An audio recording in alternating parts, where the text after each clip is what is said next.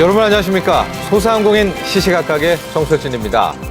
여러분, 일사일촌이라는 말은 자주 들어보셨죠? 그런데요, 이제는 일전통시장이라는 용어가 생겨나고 있습니다. 바로 지역 내 기업체와 공공기관이 손을 잡고 전통시장 살리기에 나서는 건데요. 일전통시장 협약을 맺으면 해당 기업체는 매달 전통시장 가는 날을 정해서 정기적으로 이 해당 전통시장을 방문하게 됩니다. 또한 기업 내 행사 물품이나 식당, 식자재 구매로도 이어지게 되고요. 최근 서울 지역에서는 동작구가 전통시장 협약을 체결했는데요. 전국적으로 확대되는 분위기입니다. 더 많은 지역, 그리고 더 많은 지역 내 기업들이 이 캠페인에 함께했으면 좋을 것 같습니다. 자, 그럼 오늘 소상공인 시시각각 본격적으로 시작합니다.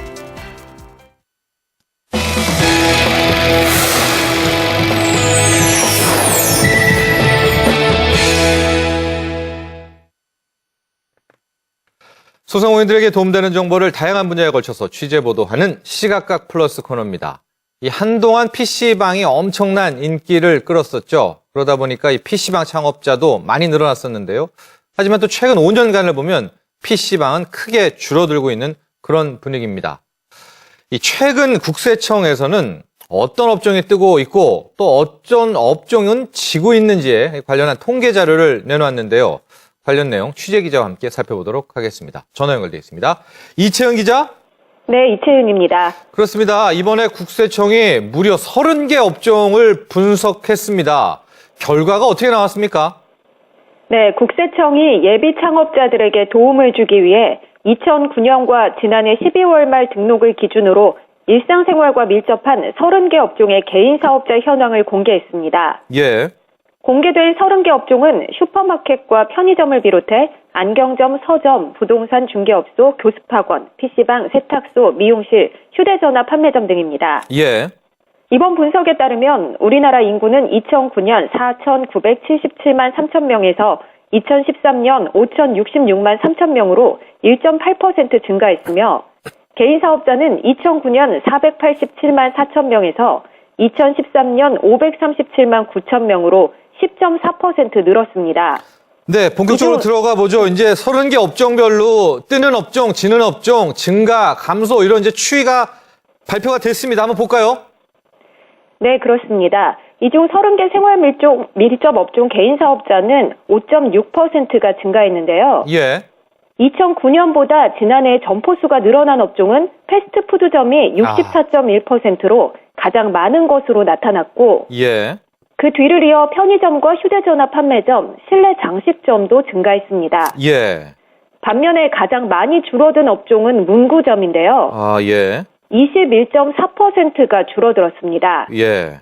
두 번째는 PC방, 그 뒤로는 서점과 식료품점인 것으로 나타났습니다. 이 업종을 보면은 문구점, 그러니까 동네 서점, PC방, 또 이 식료품점, 우리가 아주 장사 안 된다 이런 업종이 역시 현실로도 드러난 것 같습니다. 지역별 자료도 있을까요? 네, 그렇습니다. 서울은 개인 사업자가 0.8% 증가해서 변화가 거의 없었지만 예. 제주도는 관광객 유입 등의 영향으로 개인 사업자가 14% 증가해 전국에서 가장 높은 증가율을 기록했습니다. 이채영 기자, 혹시요 이런 것도 있습니까? 성별이랄지 나이대로도 어떤 업종은 누가 많이 창업한다. 이런 연관성 파악도 됩니까? 네, 그렇습니다. 30개 생활 밀접 업종의 사업자 연령대는 40대가 42만 9,614명, 50대가 41만 5,945명으로 40, 50대 비중이 높은 것으로 나타났습니다. 예. 업종별 사업자 연령은 휴대전화 판매점, PC방이 30대, 교습학원이 40대, 노래방, 설물점이 50대, 이발소 여관업이 60세 이상에서 비중이 높았습니다. 예. 개인 사업자 성별은 남성보다 여성이 더 많은데요. 예. 업종별로는 화장품점, 꽃가게, 노래방, 일반주점, 미용실 등은 여성이, 안경점이나 휴대전화 판매점, 자동차 수리점, 이발소 등은 남성이 많았습니다. 네. 이번에 국세청에서 공개한 자료 현황은 현재 트렌드뿐만 아니라 앞으로의 추세를 파악하는 데도 큰 도움 될 것으로 기대됩니다. 예비 창업자분들은 꼭 참고하시면 좋을 것 같습니다. 오늘 여기까지 하겠습니다. 이채영 기자 수고했습니다. 네, 감사합니다.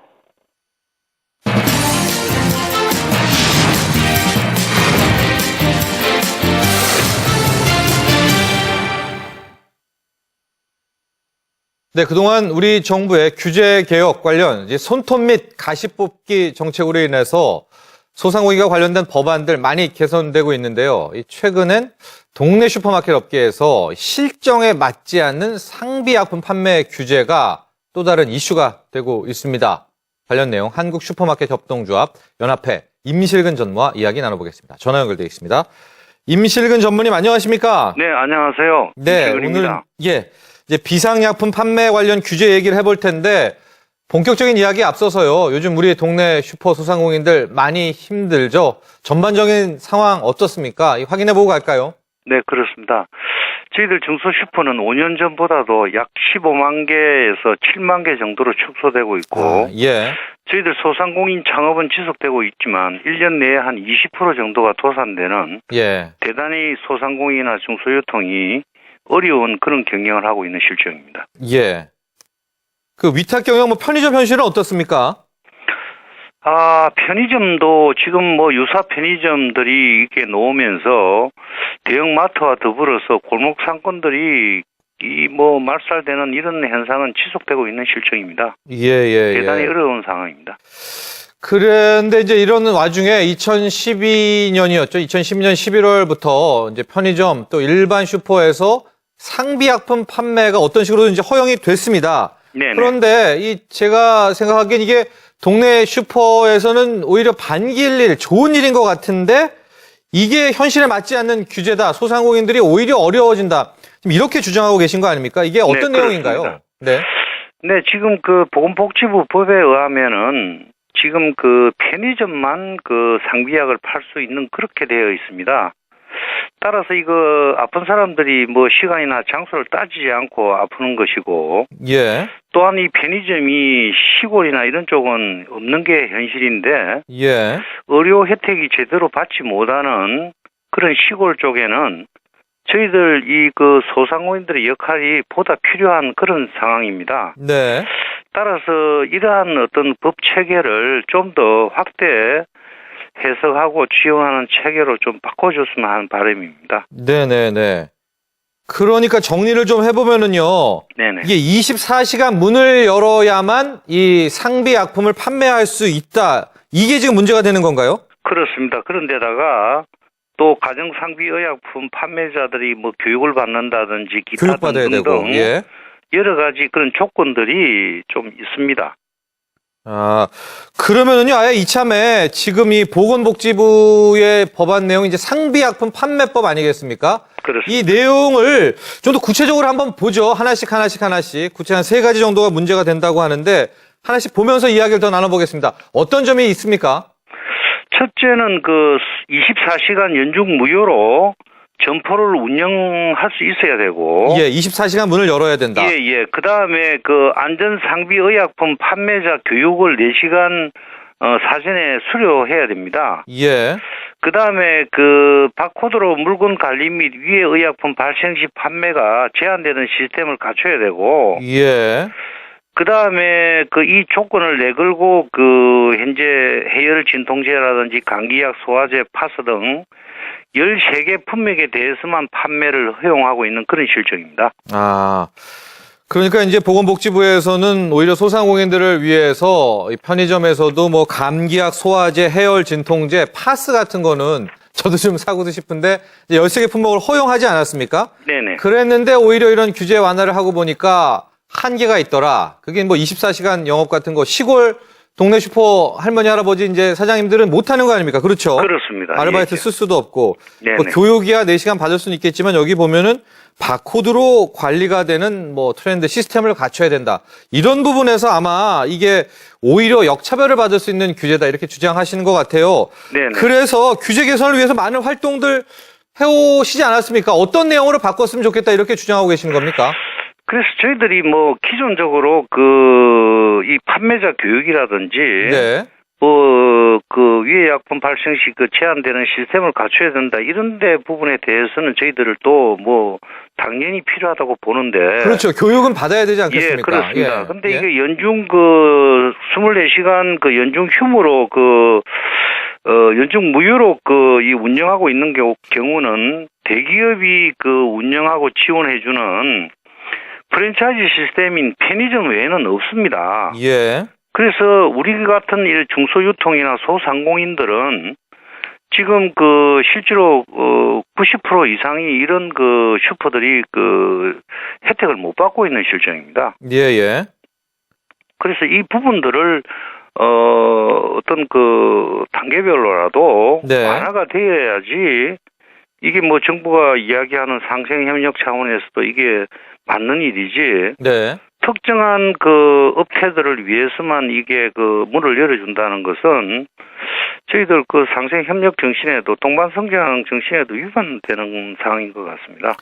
뭐 회의 때나 이런 데 좀 건의를 좀 해보시지 그러셨습니까? 아, 그렇습니다. 저희들 뭐 건의를 해도 사실은 우리가 주로 대상으로 하고 있는 거는 중소기업청이나 이쪽 산업통상자원부 쪽하고 일을 하지. 네. 보건복지부 산하가 아닙니다. 저희들은. 예. 따라서 이거 보건복지부하고 일을 하려고 하니까 네. 저희들이 이 개통을 밟아야 되니까 예. 그게 이거 굉장히 커뮤니케이션 관리에 어렵습니다. 오히려 이제 중소기업청 쪽에 많이 친한데 이건 보건복지부의 영역이니까 그렇습니다. 좀 커뮤니케이션에 문제가 있다 이런 거 아니겠습니까? 네, 그렇습니다. 그러나 좀 24시간 영업은 개선될 필요가 분명히 있어 보이고요. 네네. 이 비상약품 판매 이제 이런 이슈와 별도로 앞으로 이 동네 슈퍼, 이 동네 어귀에 있는 이런 슈퍼들이 경쟁력을 높이려면 어떤 일들, 어떤 노력이 필요할까요? 저희들이 정부가 지원을 하고 또 이 지금 제조기업이라든지 대형유통과 더불어서 상생 협력을 하려고 하는 예. 이 동반성장 차원에서 상생 협력을 하는 노력은 지속되어야 된다고 봅니다. 이걸 전제로 한 두 가지만 말씀을 드리면은 예. 지금 기존 정부가 지원해주던 중소유통 공동도매 물류센터라는 걸 전국에 지금 30개를 운영하고 있습니다만은 예. 이 물류센터가 정부 지원이 초기에 저희들이 용역을 하고 제안을 했던 내용과 상당히 거리가 있게 운영되고 지원되는 게 현실입니다. 예. 그래서 초기 저희들이 제안을 했던 방식대로 초심을 잃지 않고 정부가 계속 지원을 해줬으면 하는 바람이고 예. 두 번째 우리 중소유통이라든지 영세 자영업자들의 개선 노력도 필요합니다. 네. 그래서 저희들이 상품 개발을 하거나 뭐 진열대를 개선을 하거나 경영 개선 의지를 좀 더 가지고 저희들이 지속적으로 노력할 수 있도록 저희들을 헬프 리더 체크할 수 있는 이러한 시스템들도 동시에 갖추고 또 우리들도 많은 부분이 또 다른 노력들이 필요한 것 같습니다. 알겠습니다. 이제 물류 시스템 얘기까지도 왔는데 일단은 이건 이제 확정된 건가요? 비상약품은 24시간 판매 점에 안에서만 가능하다 이 부분 말이죠. 그렇습니다. 어떻게든 뭐 개선의 여지는 없을까요? 그래서 이제 그것을 저희들도 지금 바라고 있는데 이것들이 실제로 저희들은 건의를 하는 사항이지. 그렇죠. 예. 이것을 개선하고 결정을 제도를 바꾸는 내리는. 것은 정부의 역할이니까. 예. 저희들이 정부의 조치를 바라고 있는 실정입니다. 아마 이 보건복지부 당국자들도 오늘 이 방송 좀 보시고요. 실제로 네네. 소상공인들의 현실은 이렇다. 아마 네. 정부에서는 더 기회를 주기 위해서 13개 품목 허용한 거 아니겠습니까? 그렇습니다. 그렇죠. 그랬는데 네. 막상 뚜껑을 열고 보면은 이 일반 동네 이 슈퍼에서는 전혀 이걸 관계가 없이 해당을 혜택을 못 누린다는 점도 좀 참고하셔서 네네. 앞으로 좀 개선하는 정도 내줬으면 좋을 것 같습니다. 감사합니다. 여러 가지 도움 말씀 감사합니다. 네, 고맙습니다. 지금까지 한국슈퍼마켓 협동조합연합회 임실근 전무와 이야기 나눠봤습니다.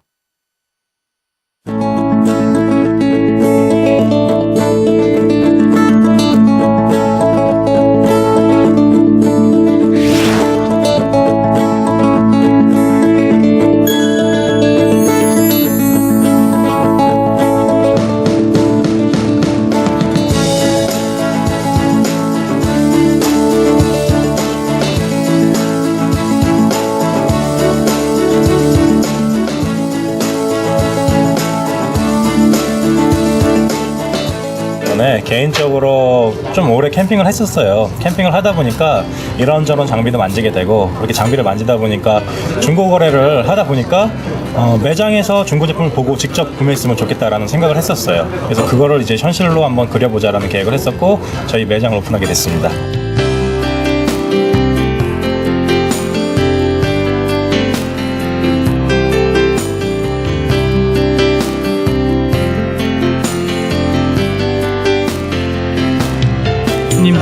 개인 간 거래했을 때 뭔가 사고가 있지 않을까 아니면 금액적인 손해를 보지 않을까 걱정을 하셨는데 저희 매장에서 구매를 하시게 되면 중고 제품을 구매를 하시게 되면 최대 70%까지 안심하고 보장을 받을 수 있는 그런 제도입니다.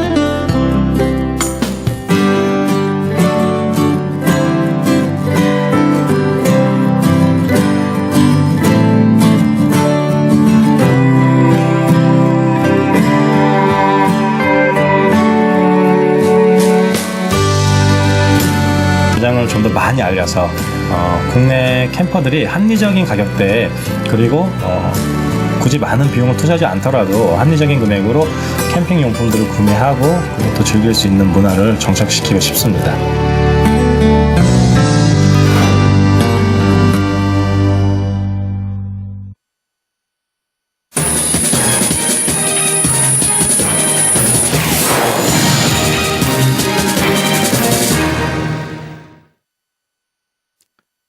네, 서울시에서는요, 유통과 판매에 어려움을 겪고 있는 소기업과 소상공인들을 위해서 11월까지 사회적 경제장터를 서울 시내 곳곳에서 개최합니다. 사회적 가치가 있는 참신한 제품들을 선보인다고 하는데요. 자세한 내용 서울특별시청 사회적 경제과 정윤정 주무관과 이야기 나눠보겠습니다. 전화 연결돼 있습니다. 정윤정 주무관님, 안녕하십니까? 네, 안녕하세요. 네, 일단요, 먼저 서울시에서 지금 진행하고 있는 사회적 경제 장터 사업 취지하고요. 또 어떤 내용을 담고 있는지 함께 소개 좀 부탁드리겠습니다. 네. 죄송합니다. 사회적 경제 장터는 그 사회적 우선 배려 대상 기업인 장애인, 사회적 경제 기업 또는 청년 창업기관에서 인큐베이팅된 소상공인들이 스스로의 매장을 갖기 이전에 제품 테스트, 고객 트렌드 분석 등을 통해 올바로 자립할 수 있게 기회를 제공하고자 하는 장터입니다. 예. 서로 비슷한 기업 생애주기와 사회적 미션을 갖고 있는 기업 간의 협동화 사업도 자발적으로 추진되고 있어 예. 2015년에는 사회적 경제가 더 활발해지고 풍성해질 것이라고 생각합니다. 근데 이분들을 그러니까 좀 어떻게든 시장에서는 아직 뭐 유통이나 이런 뭐 배급력이 없으니까 서울시 차원에서 한번 대중들에게 소개해주겠다. 이런 취지라고 보면 되겠죠? 네, 맞습니다. 일단은 좀 시작을 해서요. 끝난 곳도 있고 또 남아있는 곳들도 있는데 일정을 한번 좀 소개해 주시죠. 예, 이제 날도 추워졌는데 이제 대부분의 올해 열리는 장터는 끝났고 아, 예. 예, 이번 주 토요일에서 일요일 날 그 서울대공원에서 잘 열리는 사회적 경제 장터가 하나 있고요. 예. 그리고 11월 22일까지 매주 토요일마다 열렸던 은평구에서 열리는 사회적 경제 장터가 있고요. 네. 그리고 마지막으로 11월 30일부터 12월 3일 4일간 청계광장에서 사회적 경제장터가 있습니다. 은평구도 남아있고 또 서울대공원도 있고 이제 청계광장 사회적 네, 장터도 있는데 있습니다. 제가 자료 이렇게 보고서 좀 특이한 게 네. 사무관님 이게 장소별로 네. 조금씩 이게 이 소개되는 뭐라고 그래야 될까요? 특징들이 좀 다릅니다. 그렇죠? 네, 그렇습니다. 장소별로 좀 업종이 다르다고 해야 되나요? 좀 소개 좀 부탁드립니다. 예. 일단 그 은평구 불광동의 혁신파크에서 열리는 혁신풀장이라는 사회적 경제장터가 있습니다. 네. 여기에서는 그 작은 상인의 시장을 모토로 네. 은평 지역 소상공인과 지역 주민 참여형 장터입니다. 예.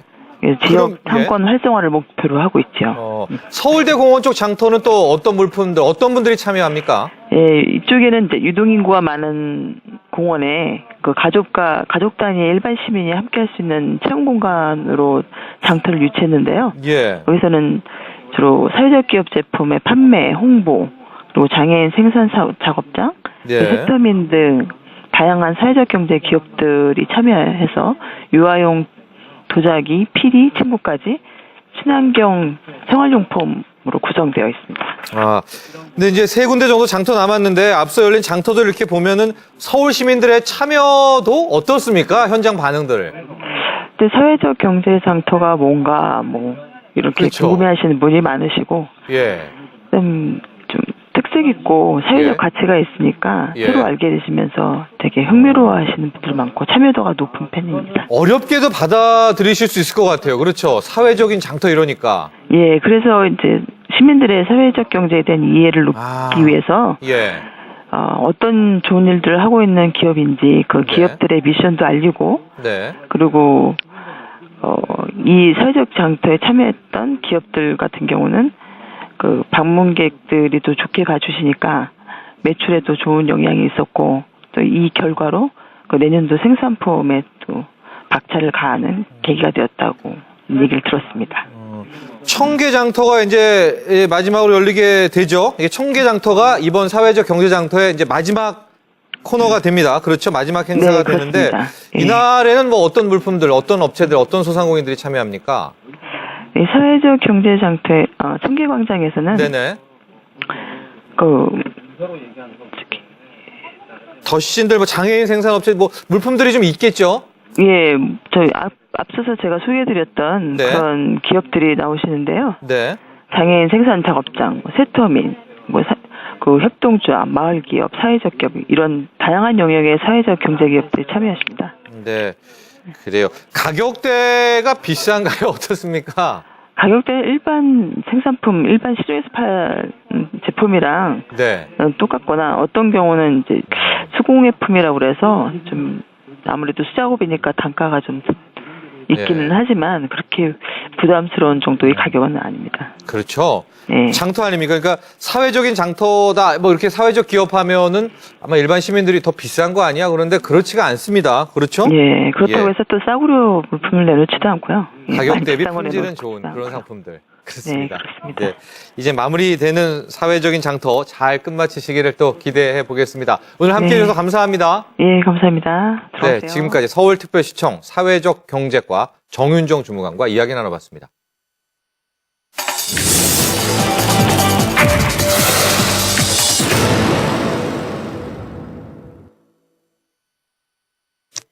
오늘의 간추린 소식입니다. 청년 CEO의 성공적인 창업을 돕기 위해 충청남도와 우리은행이 중소기업 금융지원 업무 협약을 체결했습니다. 이번 협약을 통해 청년 CEO 창업 교육을 이수한 경우 최대 7천만 원까지 우리은행에서 저리 융자 및 보증 지원을 받을 수 있게 됐는데요. 우리은행의 경우 청년 창업자의 편의를 제공하기 위해 무방문 신용보증 제도를 운영할 계획이며 도의 경우 금융지원에서 그치지 않고 청년 CEO가 개설한 업체에 대해 1:1 원스톱 종합 컨설팅을 제공하고 별도로 충남형 청년 아름 가게를 지정하여 추가적인 도움을 제공할 계획입니다. 올 연말 이전을 앞두고 있는 충청북도 진천 전통시장이 11월 15일 조화시유 축제를 개최합니다.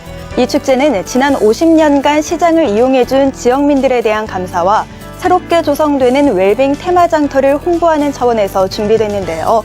사랑의 김장 담그기, 브라질리안 퍼레이드 공연, 나눔잔치 등 다채로운 행사가 펼쳐질 계획이며 다양한 경품도 제공할 예정입니다. 대원미디어가 자사 만화 제작 소프트웨어 코미포를 활용해 중소기업과 소상공인을 지원하기 위한 웹툰을 제작합니다. 이번 사업은 중소기업과 소상공인들이 겪은 애로사항과 개선 과정을 웹툰을 통해 전달하고자 대원미디어와 중소기업 중앙회가 함께 기획했는데요. 양사는 앞으로 웹툰을 활용해 소상공인의 고충을 보다 쉽게 대중에게 전달하고 기타 다양한 정보의 접근성을 높일 계획입니다. 지금까지 오늘의 간추린 소식이었습니다.